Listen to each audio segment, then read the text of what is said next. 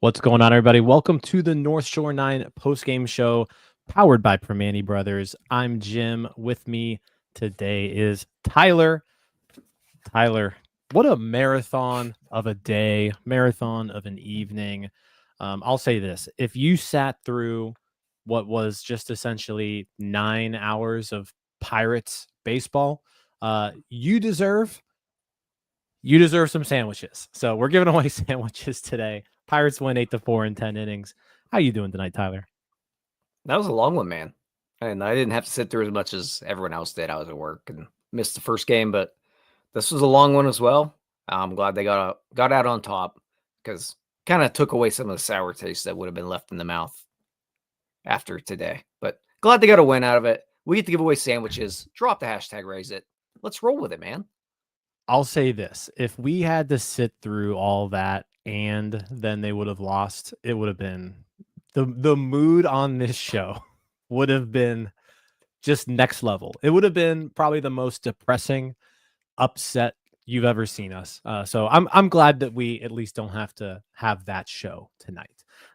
But yeah, we'll get into all of it. Pirates win 8-4. Before we do, again, get your hashtag raise it's in there, but also let me tell you about Bet Online. It continues to be your number one source for all your sports betting action. And with baseball in full swing and football season around the corner, Bet Online has more ways to stay in on the action with the latest odds, news, and scores, even live in-game betting.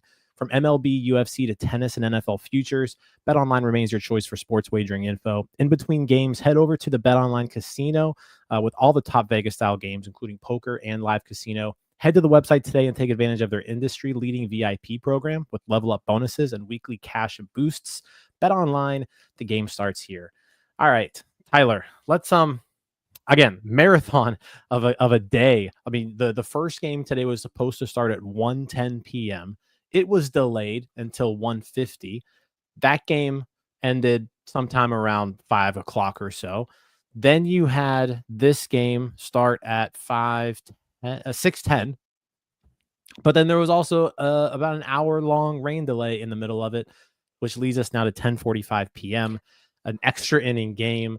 That the Tigers came back from a 4-0 deficit to tie it up, but the Pirates were able to get 4 runs across in a crazy top of the 10th to win this one 8-4.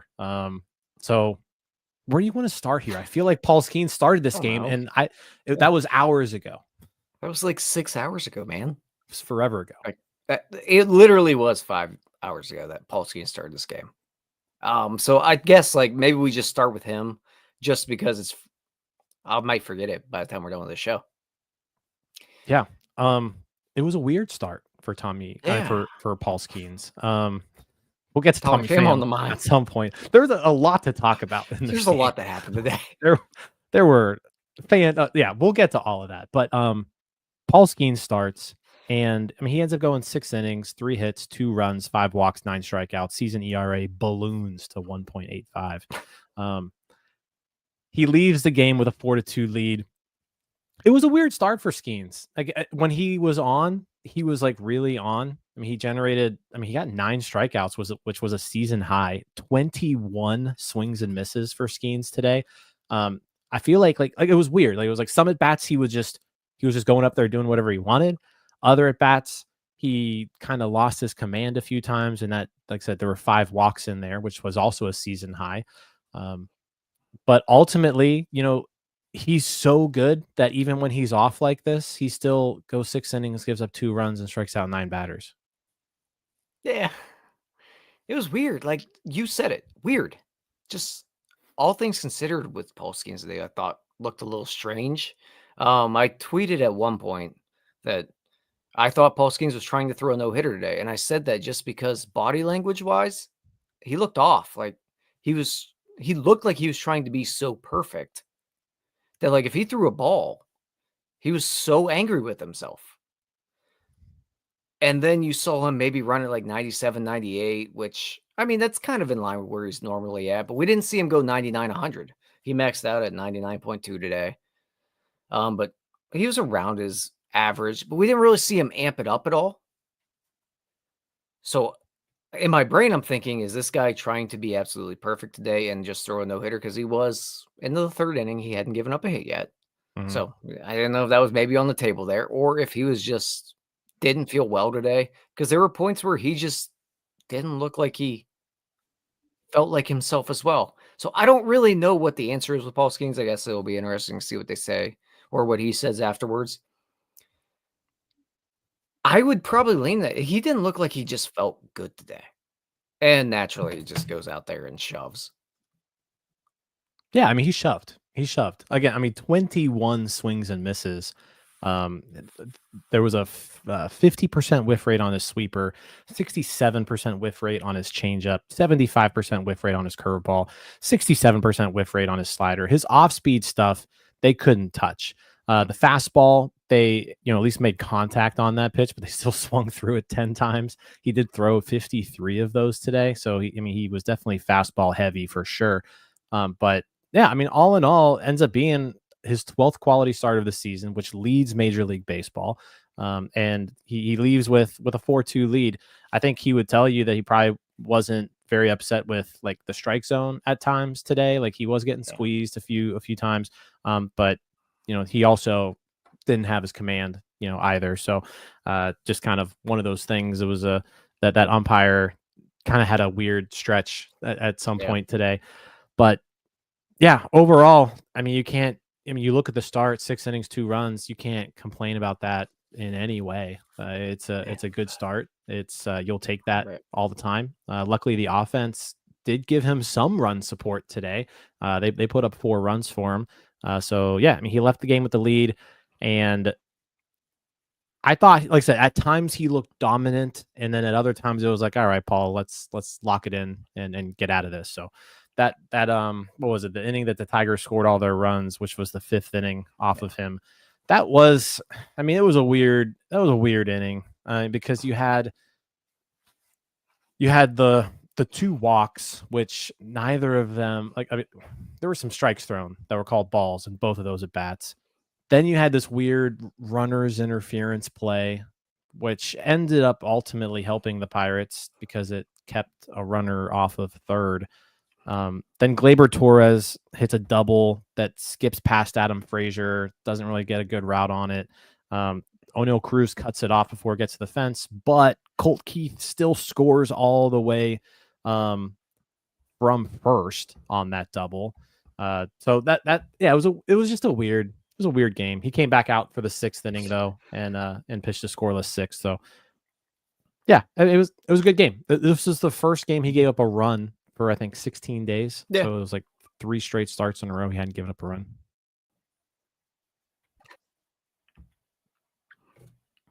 Yeah, I think the only real frustrating part is we could have got 7 out of Paul Skenes tonight.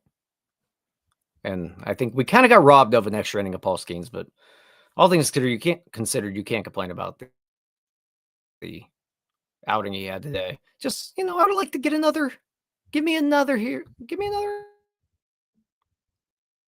here. Is your internet being crappy or is it mine? One of us are, probably me. The weather's been bad here today. I'm battling through. Yeah, you're a little choppy there. But to continue on, so I said good start for Skenes. It was a shame that they kind of wasted it because of the bullpen there in the 7th inning. But it got to 4-0. So let's talk about how we got there. The Pirates started off in the 2nd inning. Nick Gonzalez, the cleanup hitter in Game 2 today, hits his first homer of the year where he didn't break his foot. So homer number 2. First homer where he didn't break a bone in his foot. So that was nice. And I do want to talk about Nick Gonzalez a little bit here because I thought he's just a welcome addition back here to this lineup. He's not anything special. Like he's not an outstanding hitter by any means, but like when you're used to day in and day out, just watching awful hitters, just back to back to back to back. I mean, there's Nick Gonzalez has no business being your cleanup hitter, right? But like that's kind of the situation that he's in right now with the way this lineup is. But he was 3 for 5 today. Like I said, with the home run, he had a couple hits in the first game as well. His season numbers. I know he's only been back now for today was his 14th game, 14th and 15th games. But he gets 4 hits today between the 2 games, 2 extra base hits. He's slugging 448. He's got a weighted runs created plus of 99. So he's basically been a league average hitter since arriving. And I feel like he's adding some more length to this lineup that is much, much, much needed. I mean, he's a major league hitter. They don't have many of those. So adding one of those definitely does help. But I think he did, like right now, or at least today, he did a good job, I think, of what he did well last year. He punished mistake pitches, and we saw it on the home run. He got a mistake pitch. He took advantage of it. Nick Gonzalez is a major league hitter. He can do that. Unfortunately, this team, the way they are constructed right now, there aren't many guys that take advantage of those situations. I agree, though. It's a welcome addition here. It's nice. Like, I don't want to say it's a surprise because he's a first-round draft pick, but after what we've seen from Nick Gonzalez through the minor leagues, it kind of is a welcome surprise seeing the way he's played really in the last year and a half or so. And again, you said it. He's nothing like outrageously special, but he's a decent ball player. And my God, they need him. He's the best hitter that Ben Cherington has acquired and developed, which, I mean, it's a pretty low bar there, but it's him. Like, it's Nick Gonzalez by far. Yeah. And I think I think the difference here and why so many people were down on Nick Gonzalez as he was coming through the minors was he just didn't seem like the guy that you drafted. The strikeout rates were insane. Like in AA, 28.5% strikeout rate, AAA, 26.6. But then he just totally reinvented himself last year. His strikeout rate just dove down. This year he's striking out 17.7% of the time. Like, if you're a high contact guy, and I mean he hits the ball hard, sprays it all over the field. If you're only striking out 17% of the time, you're gonna get some hits. I mean, if you're hitting the ball hard and you're putting it in play and you're spraying the ball, you're not just pulling it in one direction, you're going to get hits. And so, yeah, definitely a welcome addition to the lineup there, Nick Gonzalez. Adam Frazier singles right after that in the second, and then big tree, Jared Triolo, who, I mean, I don't think anybody saw that one coming. He hits it 422 feet. 2-run homer, puts the Pirates up 3-0. His 3rd homer of the year. I mean, even after that homer, Tyler, he's still just slugging 308 on the season. But that was a big hit. Without that homer, there's no 10th inning for the Pirates to even win this game. Yeah. Jim, I haven't looked at Jared Triolo's numbers lately. I probably should have, but I feel like he's swinging a decent bat lately. Am I crazy to say that? You're not, actually. Over the last maybe 3-4 weeks, I feel like Jared Triolo is swinging a pretty decent bat. At least for Jared Triolo, that is. So we're both looking it up. There was when I was looking at just offensive numbers since Don Kelly took over, which was what, May 9th. So May 9th to today, if you just go Pirates hitters from May 9th, Jared Triolo is the 2nd best hitter on the team behind Andrew McCutchen. 108 weighted runs created plus. He's hitting 226, 339 on base percentage, 396 slugging percentage. So none of those numbers are outstanding by any means, but he has been the 2nd best hitter in the Don. He's the 2nd best Donnie Ball era hitter, Jared Triolo. That's wild. And I mean, in June, we're talking before today, 167 weighted runs created plus from Jared Triolo in June. We're 3 weeks into this thing. There you go. And maybe he took all of Brian Reynolds' June powers, is what it is. Maybe.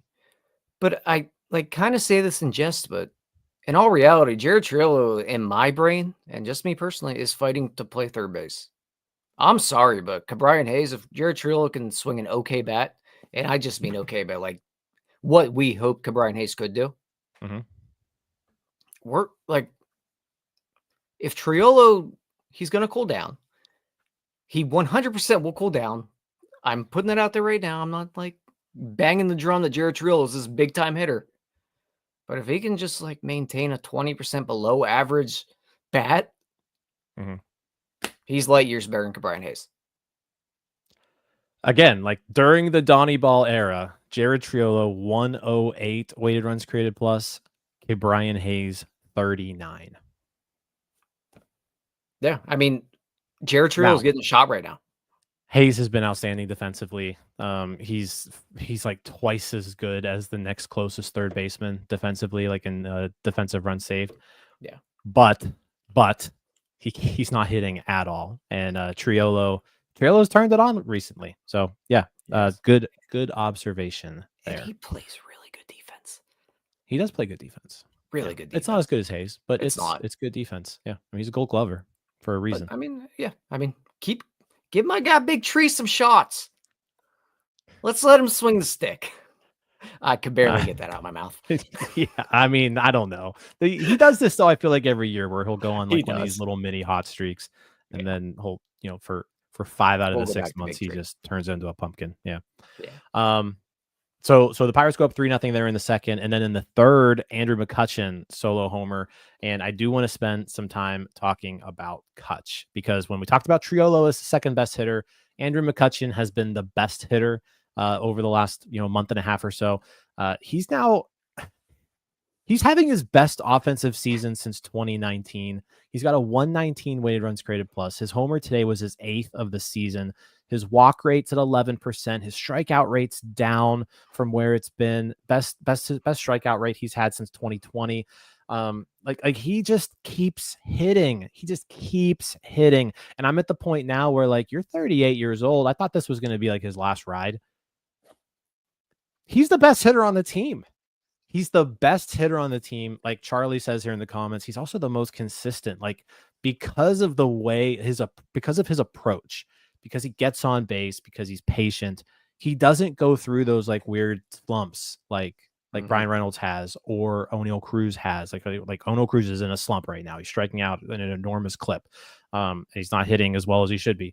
But like Andrew McCutchen doesn't go through those, because that his approach doesn't really allow him to go through extended periods of slumping like that. And I say he's just been outstanding. And he had a good game against Skubal in game 1. He was like the only player on the team who looked like he had any idea what to do against him. And then here in game 2, 2 for 4 with a walk and the homer. I just can't say enough good things about this guy. His OPS is up to 787. And yeah, like he's been the best hitter on the team. It's very annoying that we are talking about this version of Andrew McCutchen in a wasted year, because the story should be so much better right now. The story should be how cool all over everything right now. Like, the fact that Andrew McCutchen is having the year he's having right now should be front page of everything. But unfortunately, the way this team's playing baseball, it's not going to happen that way. I'm with you. Like, if he can just stay at somewhat this level, I don't know if he'll continue to hit at this pace the way he has.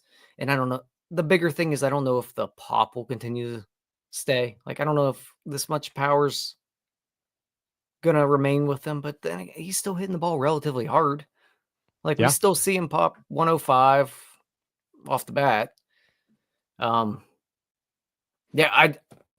honestly, it's enjoyable to watch him play baseball. Like, it's nice to have Andrew McCutchen on this team right now. He's doing everything in his power to make this team win a game. Every night out there, he is doing everything he can possibly do to will them to a victory. And I think what you're seeing, and this is a difference between Don Kelly and Derek Shelton. Like, Derek Shelton was giving Andrew McCutchen a lot of time off. I mean, he was playing 3 to 4 times a week. Andrew McCutchen is out there every single damn day now. He played both games of today's doubleheader, and he's playing every single day now. he's not playing out in the field as much. Like he's DHing pretty consistently now. He hasn't played in the field, I think, in about a month. But yeah, I've been shocked by how good he's been. Like, I mean, even last year, I was happy with his performance last year, and I was like, like maybe you can expect a little bit of a dip from that, but like he's better. He's gotten better, and like everything else has been the same in terms of like his power numbers and his walk rates and stuff like that. But the difference is he's cut his strikeout rate by 5% since last year. Last year, his strikeout rate was the highest in his career. It was 25.8%. And he's cut that now down to 20.2%. And that's a significant drop. That's a significant drop. His batting average is now up 39 points from last year. The on-base percentage is up 27 points from last year. The slugging percentage is up about 20 points from last year. But like overall, just up across the board. Yeah, he's plain simple been like a really good baseball player. Age, where he's from, where he started, all that thrown out the window. You'll take this from anybody you can sign. And the fact you're getting this for $5 million a year from a guy like Andrew McCutchen, man, it's kind of just a shame. Like, it just feels wasted. But no, that's a good point you brought up. Like, if this team was good, like the Andrew McCutchen piece, like Andrew McCutchen leading the Pirates back, God, it would be an incredible story. Yeah, but we're missing here we are. here. Alas, what does the ticker say? We're 30 and 46. So we're climbing, there we go, baby. 30 and 46. So that gave the Pirates a 4-0 lead. I said 4-2 after that fifth inning, where the Tigers scored a couple runs, and then in the seventh inning, that takes us to about 7 o'clock. Yeah, this was like, so this takes us to about 4 hours ago. Isaac Matson enters the game, and we were talking during the game, and it was like, this is interesting. 2-run game in the seventh. I mean, this is a setup opportunity. I mean, if you pitch the seventh inning and you get 3 outs, like you will get a hold, right? Which is a made-up statistic that agents made to pay setup men more, but it's still a thing. And Isaac Matson got that opportunity, who's typically been used in more of like a mop-up, multi-inning, middle relief role up to this point, but he's excelled in it. Like he's looked very good while given that job. And so Don Kelly gives him the seventh against the 8-9-1 hitters. He gets out number 1. Trey Sweeney doubles, and then Colt Keith ties the game on Tyler, what was a fastball 10 inches above the strike zone. I mean, this ball was at his face practically. Colt Keith just punches it over the left field wall. Pitch. Yeah, I mean, he hits it 93 miles an hour. It wasn't a bad. I mean, it was just it was a ball. It was a ball a foot out of the zone. Colt Keith dumps it into the left field stands. It had an expected batting average of 120. I mean, that's just Colt Keith winning the at bat, in my opinion. That's not on Matson. I mean, you throw a fastball up in the zone, and it just somehow that's just an impressive piece of hitting.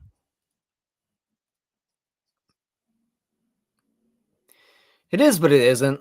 And now I apologize ahead of time here because I know I'm going to be delayed mouth-wise and voice-wise because my internet's apparently taking a poop on me. You hit the ball 93 miles an hour and it goes out of the ballpark. I'm not giving you credit, man. You got lucky. He flat out got lucky. It's like playing MLB The Show on one of the minor league parks that you could just like bloop a ball over the fence. So one of the I'm not stadiums. I'm not giving him any credit for that. Isaac Matson, you did nothing wrong, my friend. You're fine. Well, nonetheless, that's my Isaac tonight. Matson is tagged with the blown save. So he does not get the hold. Gets the blown save. Tie game 4-4. Caleb Ferguson comes in. I thought he did a great job. Pitches an inning and a third scoreless. That brings us to the 9th inning, where Dennis Santana comes into the game. And first off, I forgot all this stuff happened. Yeah, I mean, there's so much stuff here. So Dennis Santana comes into the game, apparently right after almost punching a fan. in the He Pirates tried. bullpen.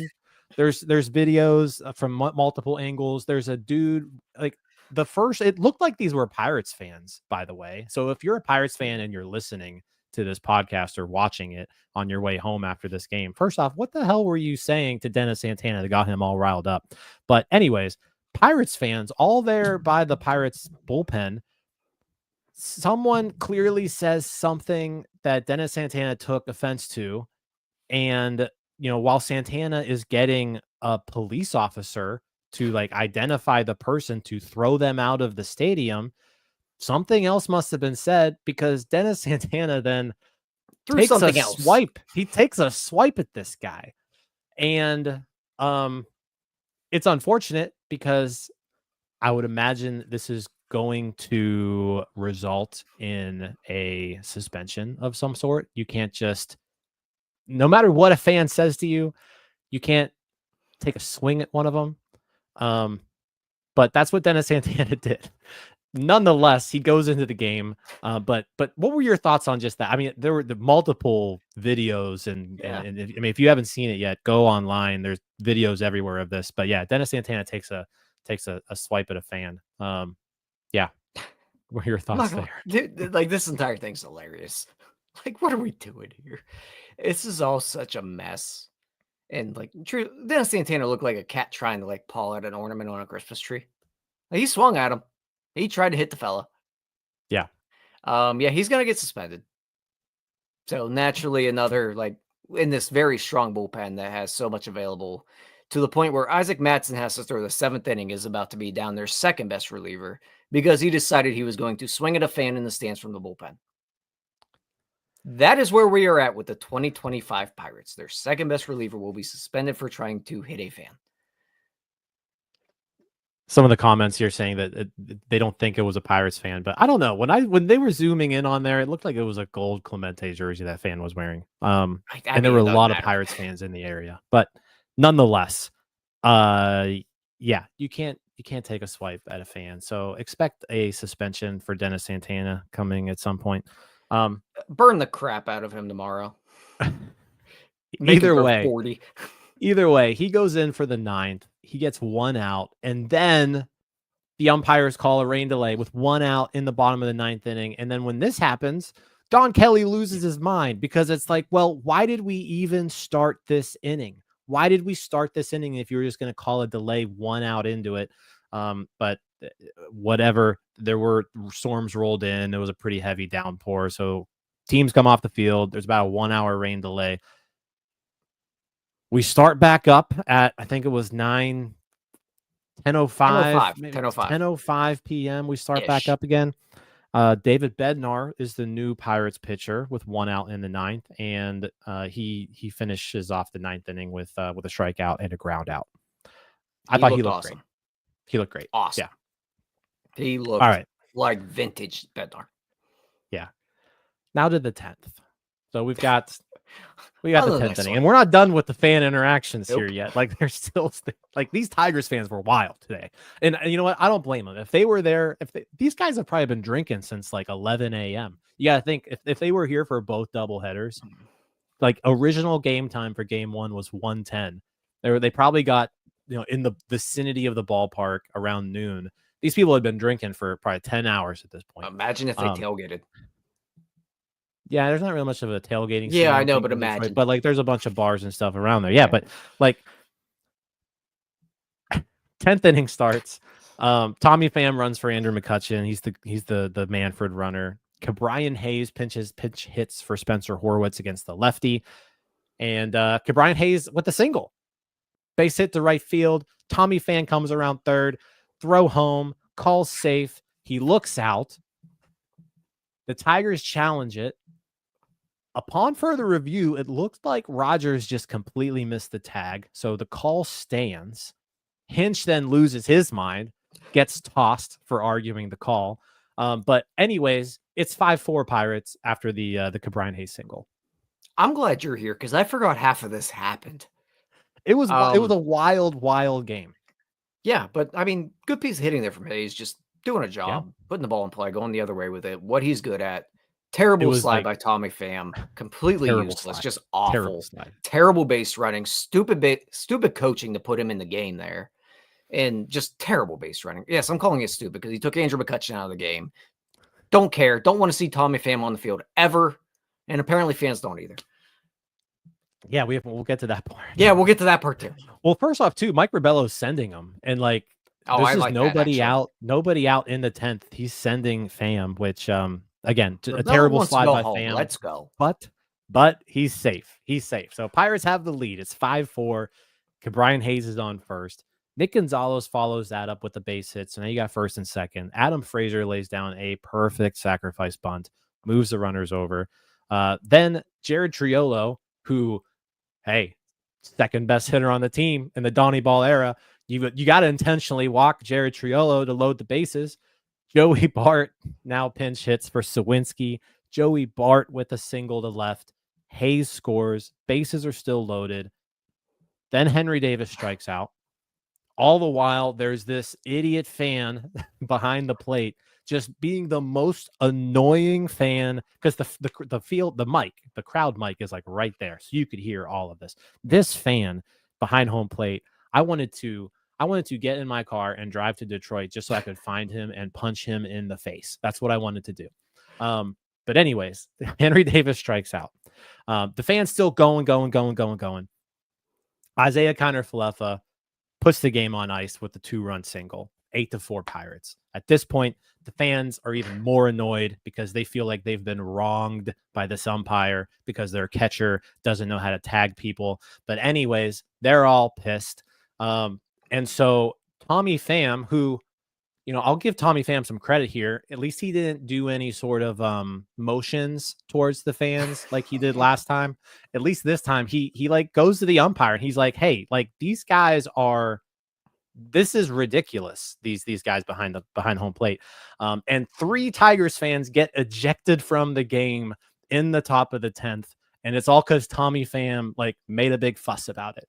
And I think originally like Tommy Pham, like they weren't going to do anything. And Pham looked like he was going to like fight these guys. I wanted Pham to fight these guys. Like, this is Pham. This is what you're here. Oh, he was trying. You're here to fight. You're here to fight fans. That's the only thing you're good at. But yeah, fans get ejected. And then as they get ejected, the entire stadium starts chanting, Tommy sucks. Tommy sucks. Like, this game was unhinged the entire game. Again, we're at like hour 10 at the stadium. These guys, everyone there had to have just been like, I want to go home at this point. Anyways, I was there and I wanted to go home. Yeah, it was incredible. Like, it was incredible. Oh no, Cruz strikes out to end the 10th, but just a wild top of the 10th inning. I couldn't have done that any better, Jim. Yeah, it was a wild time. I'm glad they were able to get some runs, I guess. Tommy Pham's kind of an idiot. They scored 4 runs. Yeah. I'm sorry. Tommy Pham's an idiot. I was hoping he would just get tossed. He's a moron. Get rid of him. I'm tired of him. He's got to be so exhausting every day just looking for a fight. He is constantly looking to fight someone. Just shut up and hit a baseball. But they won. It's cool. They won. Great well, summer, and then also, Jim. 10th, bottom of the 10th, David Bednar still pitching. Fly out, walk, strike out, fly out. A very nonchalant, stress-free bottom of the 10th. Pirates win 8-4. I just think that I'm going to take your little soliloquy there about the 10th inning. And that's just going to be our TikTok tomorrow. That's the recap. That's what happened today. Yeah. A wild game. At least they don't get swept by Detroit. So they go home now. They win 2 out of they go 2-5. And they did not waste a skiing start. 2-5 on this road trip. They at least win the skiing start. Yeah. Yeah. And now they get to go home to face the Texas Rangers, and guess who they get to start against tomorrow? So they had Skubal today, and now they get Jacob deGrom tomorrow against Mike Burrows. at 6:40 p.m. So we'll have the post game show there. But yeah, that'll be a fun one. Jacob deGrom is as good as he ever has been. The stuff isn't the same, but he's got a 2.19 ERA and he's in 82 and a third innings this year. So that's the way we drew it up. Mike Burrows, Jacob deGrom. He's good. You know what? We still have to give away sandwiches. Yeah, we do. Yeah. So we've got 98 entries. Let's get your hashtag Raise It's in here. We need 2 more entries to get to 100. So let's get that to 100 while we're bringing this up. Make sure you like the video, subscribe to the page if you haven't. If you're listening on the podcast, leave a review, tell your friends about us, all that good stuff. It's this is a long, grueling season, and we're just trying to get through it all together. So we appreciate all you guys. But we're at 101 entries. So let's give away 2 sandwiches to 2 different people. Best of luck, everybody. Winner number 1 is Brock. Brock, you're a 2-time winner this year, I believe. So he won make sure you email us or DM us your email address, name, get that to us, and we'll get the sandwiches over to you. Winner number 2,